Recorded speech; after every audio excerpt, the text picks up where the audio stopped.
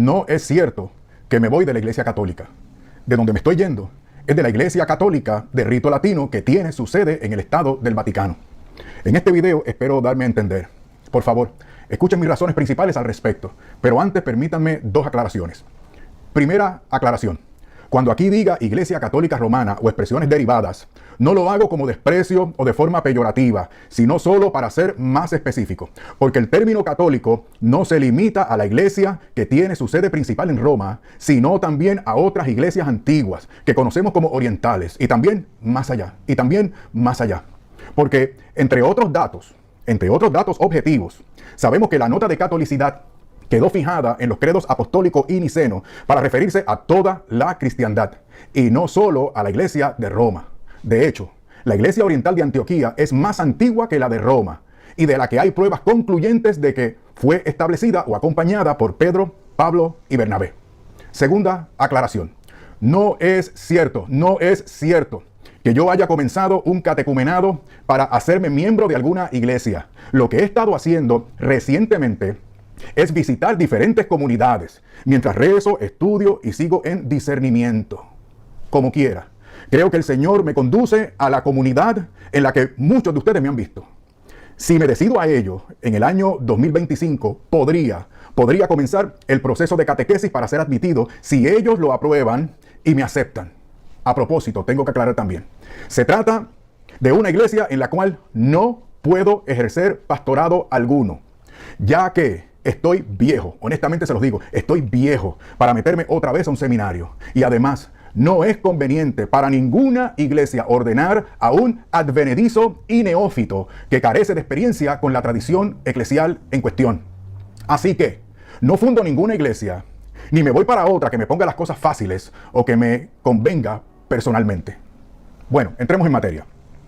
Me voy de la Iglesia Católica Romana por varias razones, pero la más importante es que para ser católico romano uno tiene que creer sí o sí todo lo que se nos propone como verdad de fe de parte del magisterio.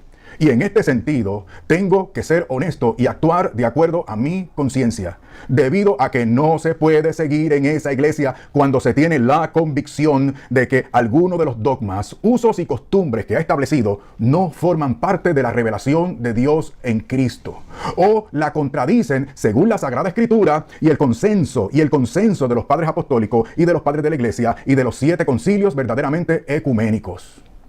Me tengo que ir, porque para mí es un riesgo espiritual y un suicidio intelectual creer todo lo que la iglesia ha establecido y enseñado en detrimento de la unidad de la iglesia de Cristo, mediante la imposición de su poder temporal por sobre las demás iglesias católicas de Oriente y la neutralización de sus disidentes internos en Occidente. Estoy siendo honesto con mis hermanos católicos romanos. Y también en consideración y por respeto a la Iglesia Católica de Roma, ya que según ella misma lo ha establecido como doctrina y norma para su feligresía, todos deben creer todos los dogmas sin excepción, de manera que hay que creer con fe divina, la totalidad e integridad de la jerarquía de dogmas o verdades de fe que ha establecido o reconocido su magisterio. Consideren, por ejemplo, lo dispuesto y mandado, lo ordenado en el Código de Derecho Canónico, en el primer párrafo del Canon 750. Dice, voy a citar: se ha de creer con fe divina, otra vez con fe divina y católica, todo aquello que se contiene en la palabra de Dios escrita o transmitida por tradición, es decir, en el único depósito de la fe encomendado a la iglesia, claro, y que además es propuesto por ella como revelado por Dios. Esto que viene ahora es muy importante. Presta atención, por favor. Ya sea por el magisterio solemne de la iglesia, ya por su magisterio ordinario y universal, que se manifiesta en la común adhesión de los fieles bajo la guía del sagrado magisterio. Por tanto, todos están obligados a evitar cualquier doctrina contraria. Pero fíjate también en esto. Fíjate también que esto que les acabo de citar de forma íntegra es parte de una sección que se dedica a la función de enseñar en la iglesia. Se refiere a la función de enseñar en la iglesia. De manera que, para enseñar y predicar en la Iglesia Católica Romana, hay que sujetarse a todo lo definido y enseñado por el magisterio eclesiástico. Porque para ellos, esa jerarquía de verdades de fe tienen como fundamento de enseñanza y supervisión a la infalibilidad de la Iglesia expresada a través de sus obispos primero y del Papa como expresión máxima y definitiva. Y entonces díganme, ¿qué debo yo hacer cuando descubro por la historia como ciencia, según han tenido que reconocer muchos eruditos católicos, que muchas creencias, usos y prácticas de la Iglesia Católica Romana no están basadas en los datos objetivos de la historia? Incluso cambian, se contradicen, inventan, tuercen la escritura y adulteran los escritos de algunos padres de la Iglesia, sacándolos fuera de contexto y añadiéndoles elucubraciones filosóficas o rellenándolos con alegorías, mitos, leyendas y expresiones poéticas de supuesta piedad. Y además de literatura apócrifa, aunque ésta sea gnóstica o herética. Díganme, ¿qué se puede hacer cuando uno descubre que toda esa manipulación de fuentes tiene como propósito el establecimiento y desarrollo del papado monárquico y jurisdiccional del mandamás, que termina por contradecir el papado de honor o consultoría del que gozaba sanamente el obispo de Roma, según podemos comprobar entre los siglos II al IV? Luego uno comprueba que a partir de esa época comienzan disputas vergonzosas por el poder y la supremacía imperial, que concluyen con el Papa como jefe, señor, vicario de Cristo, sumo pontífice, vicario de Cristo y sumo pontífice, etc. Me he dado cuenta de que ese papado monárquico y jurisdiccional no tiene nada, repito, ese papado monárquico y jurisdiccional no tiene nada que ver con San Pedro y su identidad y posición en la Iglesia primitiva. Uno se sorprende cuando descubre sofismas como el siguiente. El Señor le dio las llaves a Pedro. Las llaves expresan también poder jurisdiccional o contienen también poder jurisdiccional y garantía de infalibilidad. ¿Y de dónde concluyen una cosa con la otra? Pero continúo. Y Pedro fue el primer papa con las facultades del papa de ahora. Por lo tanto, el Papa de Roma es sucesor directo de Pedro. ¿Ven? ¿Se dan cuenta? Es un sofisma. Un argumento falso con apariencia de verdadero, o sea, premisas falsas que conducen a conclusiones equivocadas. Pero si es que ni siquiera se puede demostrar por medio de la Biblia, ni de los padres en general, ni la historiografía, que Pedro haya tenido sucesor inmediato, ni que las listas contradictorias de papas que hoy tenemos sean correctas. En cuanto a la Sagrada Escritura, entiendo que no podemos adulterar los textos desde ideas preconcebidas. Por ejemplo, Mateo 16, 18. Bien, si uno se atiene a la estructura de ese texto en su contexto, verá fácilmente que la idea que resuelve Mateo 16, 18 es la identidad de Jesús como Mesías e Hijo de Dios, y no la entidad de Pedro como jefe máximo de la Iglesia. De manera que la piedra sobre la que el Señor establece su Iglesia es la confesión que hace Pedro en representación de los demás apóstoles. O sea, como representante de los 12, y no como su jefe. Y si la intención era que Pedro fuera el primero como jefe mandamás, ¿por qué entonces en la primera diócesis de Jerusalén el obispo en propiedad era Santiago? Eso del papado como lo entienden ahora basado en este texto es una inclusión tardía. De hecho, la mayoría de los santos padres interpretan eso de sobre esta roca como se los he tratado de explicar aquí, y nada que ver con una jefatura de Pedro. Ustedes pueden descubrir esto en padres como Orígenes, Ambrosio, Cipriano y Beda, entre otros. Pero también tenemos San Juan, Evangelio según San Juan, capítulo 21, versículos 15 al 18, en donde algunos creen que se establece la primacía jerárquica de San Pedro sobre los demás en cuanto al cuidado y administración de la Iglesia universal.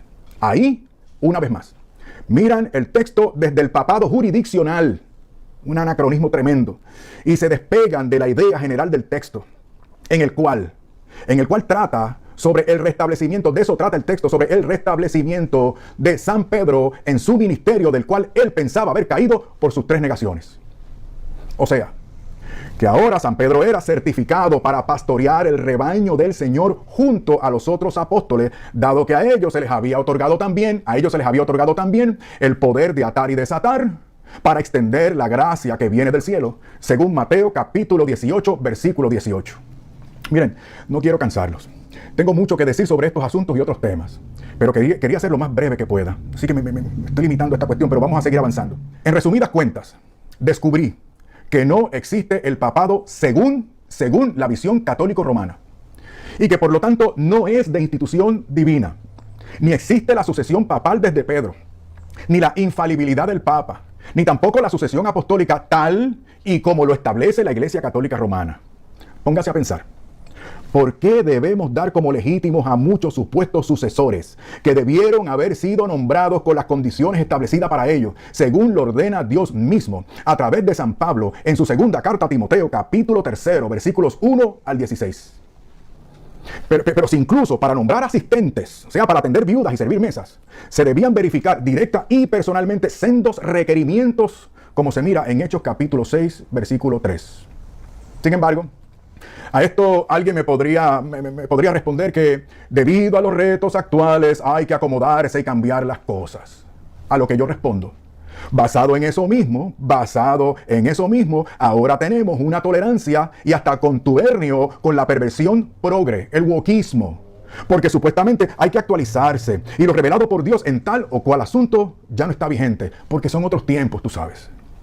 Y basado en ese mismo principio de cambio conveniente y mayor comodidad, le pueden privar la copa de la Eucaristía a los fieles, los fieles son los que siempre terminan privados de su derecho a ser asistidos pastoral y sacramentalmente como lo dispuso el Señor Jesucristo, y tal como se acostumbraba hasta que el Concilio de Constanza cambió la norma establecida por el Señor en la institución de la Eucaristía, y lo hicieron en el siglo XV. Pero si es que ellos mismos reconocen que el sacramento de la Eucaristía se significa mejor y más plenamente mediante la participación con las dos especies. Miren, hay que reconocer, lo reconozco, que excepciones a la norma divina de comulgar tanto el cuerpo como la sangre del Señor pudiera variarse en ocasiones graves y extremas. Pero ¿por qué han convertido en uso y costumbre lo que deben ser poquísimas excepciones puntuales y de radical urgencia? Esta es la respuesta: por comodidad de los clérigos. Y así, una vez más, los pobres fieles perjudicados, oprimidos por la primacía y la conveniencia y comodidad de los señores que mandan y disponen según su criterio y no según el precepto divino.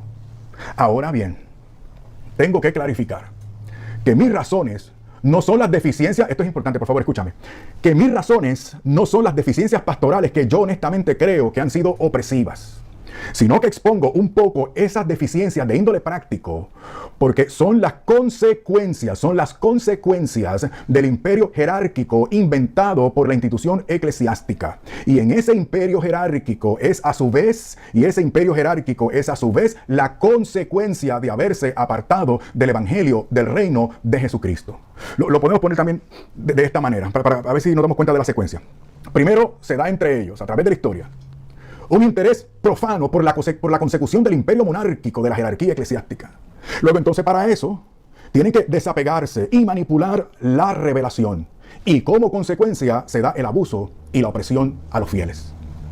Y por eso, lamentablemente, la Iglesia Católica Romana lleva desde Constantino, poco a poco, cargando a la gente con cada vez más requisitos y condiciones para pertenecer a ella e ir al cielo.